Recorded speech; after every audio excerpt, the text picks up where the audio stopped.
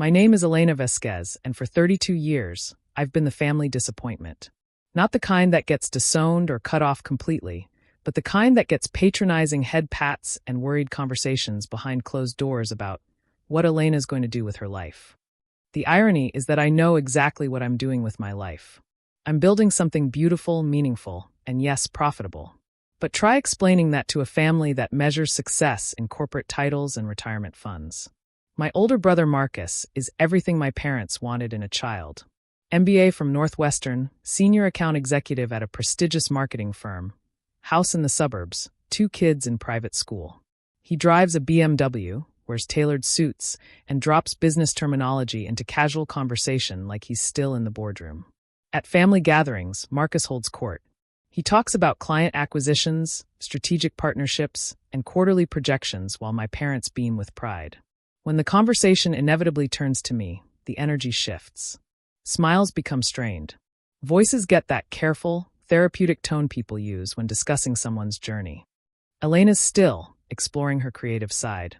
My mother will say, like I'm a teenager going through a phase rather than a 32-year-old woman who's been supporting herself through art for 8 years. She's so talented, my father adds, in the same tone you'd use to console parents whose child came in last place at a school track meet. We just wish she'd found something more stable. Stable. That word has followed me since I dropped out of law school to pursue painting full-time. I'd made it through 2 grueling years, maintained a 3.8 GPA, and landed a summer internship at a firm that specialized in corporate litigation. Everything looked perfect on paper. I was miserable in reality. The breaking point came during a contracts law exam. I was staring at a question about breach of warranty claims, and instead of analyzing legal precedents, I found myself sketching in the margins. Not absent-minded doodles, but a detailed drawing of the professor's hands as he paced the front of the room. The way the afternoon light caught his wedding ring, the gesture he made when emphasizing a point, the weariness in his posture after 30 years of teaching the same material. I finished the exam in 20 minutes and spent the remaining 2 hours drawing. That night, I called my parents and told them I was leaving law school to become an artist. The silence on the phone lasted so long I thought the call had dropped. Mija, my mother finally said, art is a beautiful hobby, but it's not a career. People don't make money from painting, my father added. Not real money. Not enough to live on. Marcus was more direct when I told him. Elena, you're throwing away a guaranteed 6-figure salary to finger paint. Do you understand how insane that sounds? But I did understand something they didn't. I was already dying inside that corporate law classroom. I was 24 years old and felt like I was suffocating in a life that looked successful from the outside, but felt hollow at the core.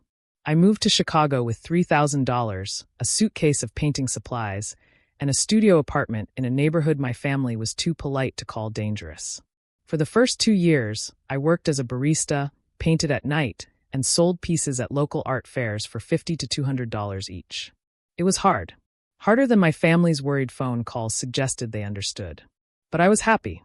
Not the desperate, clinging kind of happiness that comes from trying to convince yourself you made the right choice, but the deep, quiet satisfaction that comes from finally doing what you were meant to do. Slowly, things started to click. A local gallery owner, Mrs. Chun, saw my work at a street fair and invited me to participate in a group show. That led to another show, then a small solo exhibition. My paintings began selling for more substantial amounts. Not enough to quit the barista job yet, but enough to believe this might actually work. By year 4, I was painting full-time. By year 6, I had my own studio in the Arts District and a waiting list for commissioned pieces. By year 8, I was earning more than Marcus's starting salary at his marketing firm. But my family still saw me as the struggling artist who needed to get serious about her future. The disconnect was surreal. At Christmas dinner, I'd mentioned selling a painting to a collector in New York, and my mother would immediately pivot to asking if I'd considered taking business classes. When I'd describe an upcoming exhibition, Marcus would interrupt with advice about diversifying income streams and building a sustainable career path. They weren't trying to be cruel. They were genuinely worried about me. But their worry was based on an outdated image of who I was and what my life looked like. They saw me as someone still flailing around trying to make art work, not someone who had already made it work. Last month was Pinnacle Marketing's annual company picnic. Marcus invited me, as he always did, though I usually declined. This year, I decided to go. I just finished a particularly successful show, sold 6 pieces in one weekend, and was feeling confident enough to venture into Marcus's world. The picnic was held at a country club with manicured lawns and a lake that looked like it belonged in a resort brochure. Marcus was in his element, moving between groups of colleagues with the easy confidence of someone who belonged. I trailed behind, smiling politely and making small talk about the weather. When Marcus introduced me to his co-workers, the pattern was always the same. "This is my sister Elena. She's an artist." The word artist was delivered with the same inflection other people might use to say, "She's unemployed, but we're being supportive." I met account managers, creative directors, junior executives, and senior partners. They were all polite, asking surface-level questions about what kind of art I made and whether I showed my work anywhere. I answered honestly but briefly, sensing that detailed responses would be more information than anyone actually wanted. The conversation that would change everything happened near the food tent. Marcus was talking to 3 colleagues, men in their 40s and 50s who radiated the particular confidence that comes from decades of corporate success. I was standing slightly outside their circle, finishing a barbecue sandwich and half listening to their discussion about client retention strategies. Then one of them made a comment about work-life balance, and Marcus seized the opportunity to establish his credentials as someone who understood the value of hard work. "I mean, I'm all for pursuing passions," he said, gesturing with his beer bottle, "but there's something to be said for financial security. At least I'm not a starving artist like Elena." He glanced toward me with a grin that was meant to be affectionate, but felt dismissive. "She paints pictures all day while I have a real career." The 3 men chuckled knowingly. One of them clapped Marcus on the shoulder. Good thing someone in the family has their head on straight. I felt the familiar sting, but also something new, a kind of detached curiosity. These men were laughing at the idea of my career while standing 20 feet from their cars that probably cost less than what I'd earned in the last 6 months. But they had no way of knowing that, because Marcus had never bothered to learn it himself. I excused myself and spent the rest of the picnic talking to a few wives and partners who seemed genuinely interested in my work. One woman, Jennifer, was an interior designer who knew several collectors in Chicago. We exchanged contact information and talked about possible collaborations. It was a pleasant enough afternoon, but I left feeling the same way I always did after spending time in Marcus's professional world, like a curiosity, an amusing footnote to his more serious life. 3 days later, Marcus called me at 2 p.m. on a Tuesday. His voice was tight, stressed in a way I'd never heard before. "Elena, I need to ask you something, and I need you to tell me the truth." "Okay," I said, putting down my paintbrush. "What's wrong? Have you sold any paintings recently? Like expensive ones?" I paused, confused by the question. "Marcus, I sell paintings all the time. That's how I make my living." "No, I mean really expensive. Like tens of thousands of dollars." "Yes," I said slowly. "Why are you asking?" There was a long silence. Then Marcus said, "Mr. Davidson wants to see me in his office in an hour. He's the senior partner at our firm." "Elena, what the hell is going on?" I still didn't understand the connection, but something in Marcus's voice made my stomach tighten. "I don't know what you mean. Just, can you come down to the office? Please. I think I might be in trouble, and I think it has something to do with you."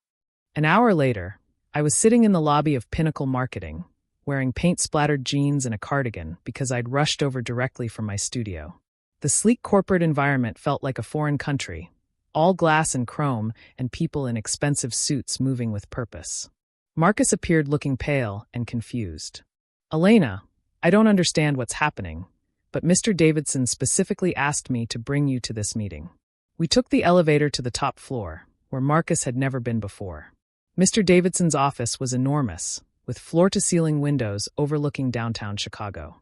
The man himself was in his 60s, impeccably dressed, with the kind of presence that comes from decades of making million-dollar decisions.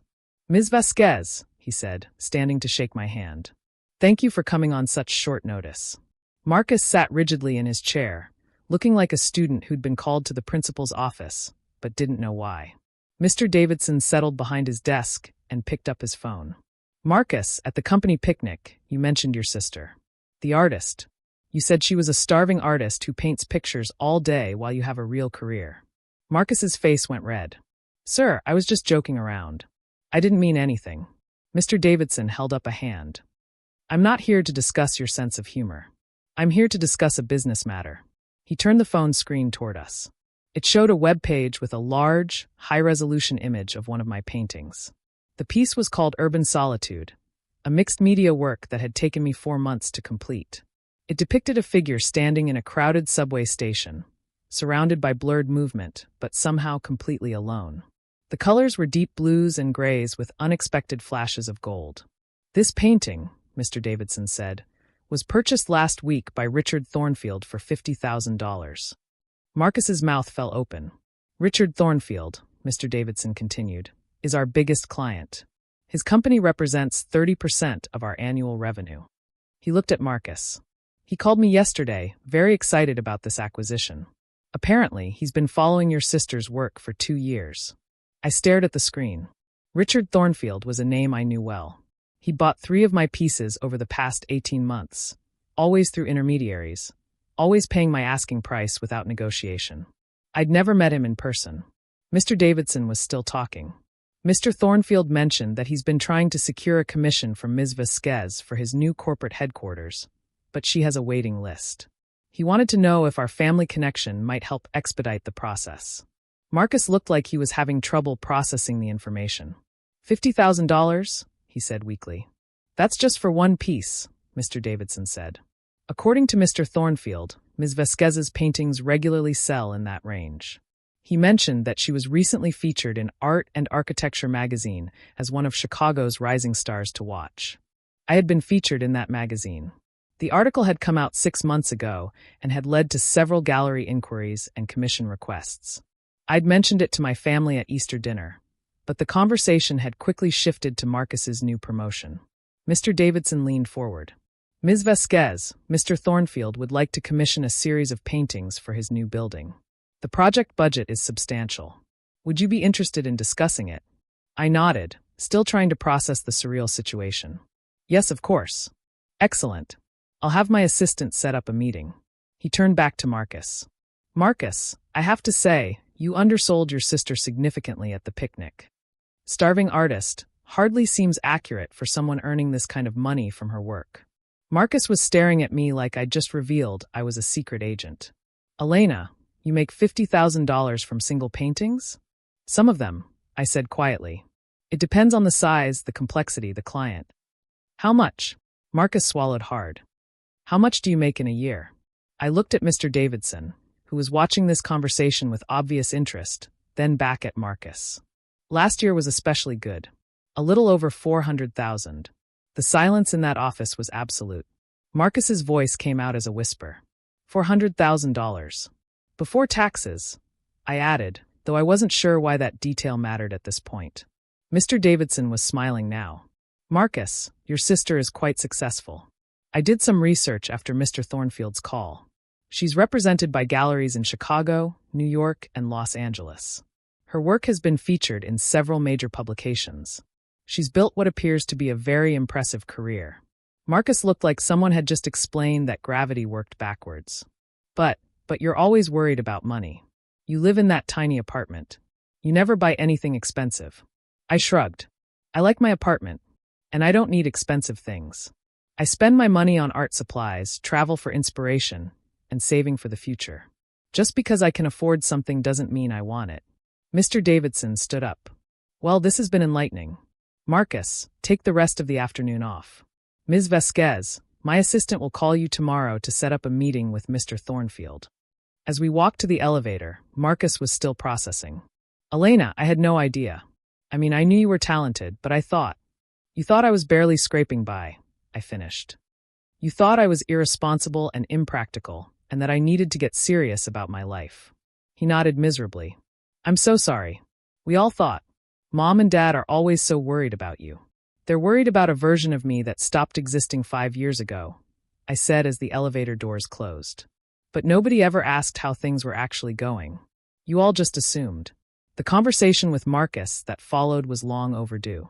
Sitting in a coffee shop near his office, I explained what my career actually looked like. The gallery relationships, the commissioned pieces, the collectors who sought out my work, the critical recognition that had been building for years. Why didn't you ever correct us?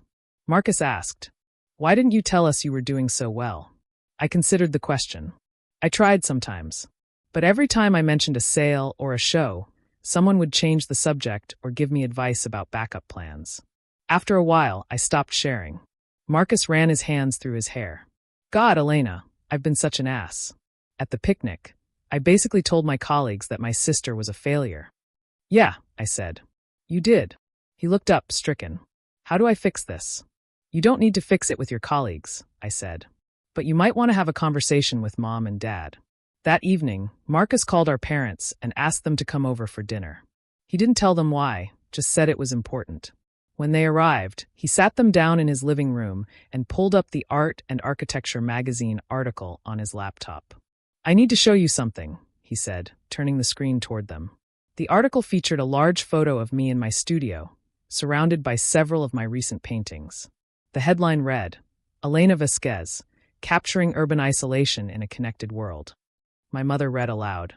Vasquez's work has gained significant attention in the Chicago art scene, with pieces selling for 5 figures and a waiting list of collectors eager to acquire her latest works. My father looked up from the screen. "Mijo, is this recent?" "6 months ago," Marcus said. "Elena mentioned it at Easter, but we were talking about my promotion." My mother continued reading the article, her expression changing as she absorbed details about gallery representation, critical reviews, and market demand for my work. "She makes how much from one painting?" my father asked. Marcus explained about the Thornfield sale, about Mr. Davidson's meeting, about everything he'd learned that day. Our parents sat in stunned silence. "We need to call her," my mother said finally. "We need to apologize to her," my father corrected. They did call that same night. It was the first conversation we'd had in years where they asked about my work without immediately expressing concern about my financial security or suggesting alternative career paths. "Mija," my mother said, "we're so proud of you. We didn't understand. We thought we were being supportive by worrying about you," my father added. "We didn't realize you were already successful." "More successful than me," Marcus said quietly. He was on speakerphone, still processing the revelation that his starving artist sister was significantly out-earning him. The dynamic in our family changed after that day. Not overnight, but gradually. At the next family gathering, my parents introduced me to their friends as our daughter Elena, the successful artist. When Marcus's colleagues asked about his sister at the next work event, he told them about my gallery representation and recent sales. But the biggest change was in how I felt about my own success. For years, I'd been carrying around a small, persistent doubt planted by my family's worry. Even as my career flourished, part of me wondered if they were right to be concerned, if I was somehow fooling myself about the sustainability of what I'd built. That doubt vanished in Mr. Davidson's office, when a senior partner at a major marketing firm treated my work with the respect it deserved. Not because I needed his validation, but because it confirmed what I'd always known. I wasn't playing at being an artist. I was an artist with everything that entailed. 6 months later, the Thornfield Commission was complete. A series of 7 large-scale paintings installed in the lobby of his new corporate headquarters. The project earned me more than Marcus made in a year, and the exposure led to 3 additional corporate commissions. At Marcus's company Christmas party, Mr. Davidson introduced me to several potential clients as the artist whose work hangs in our lobby. Not Marcus's sister, not the former starving artist, just the artist. And for the first time in my adult life, that felt like enough.